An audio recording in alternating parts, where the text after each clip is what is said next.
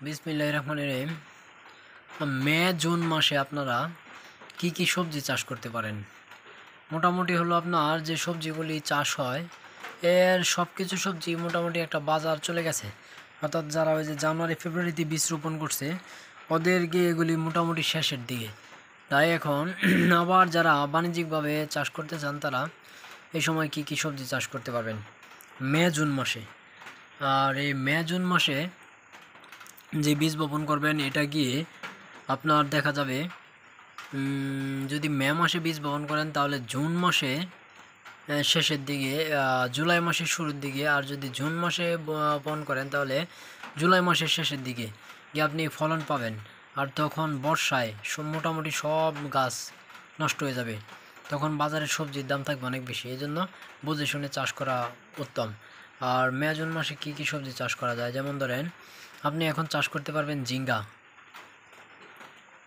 তারপর আপনি চাষ করতে পারবেন এখন ঝিঙ্গা আপনি কোন জাত চাষ করবেন? ঝিঙ্গার মধ্যে অনেক জাত আছে, যেমন আমার হাতে দেখেন একটা জাত আছে ইয়ার মালিক সিডের সুরেখা হাইব্রিড F1 ঝিঙ্গা।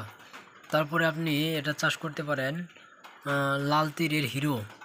এই দুটা ঝিঙ্গাই কিন্তু আপনার প্রায় 40 থেকে 50 সেন্টিমিটার পর্যন্ত লম্বা হয়, এটা অনেক লম্বা হয়।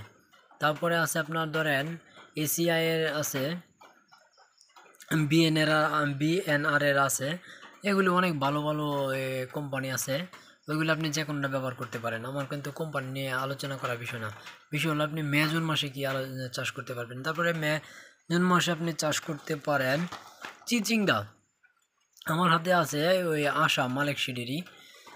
আপনি তারপরে লাল তেরি ব্যবহার করতে পারেন, এসিআর ব্যবহার করতে পারেন, ব্রাকের ব্যবহার করতে পারবেন, আপনার যেটা ভালো লাগে আপনি সেটা নিয়ে নিতে পারেন। তারপরে আপনি বীজ বপন করতে পারেন করলা, তারপরে আপনি বীজ বপন করতে পারেন উস্তা, তারপর আপনি বীজ বপন করতে পারেন লাউ, চাল কুমড়া। এগুলি আপনার জন্য খুবই ভালো একটা সবজি, আপনি এগুলি চাষ করতে পারেন এই মে জুন মাসে।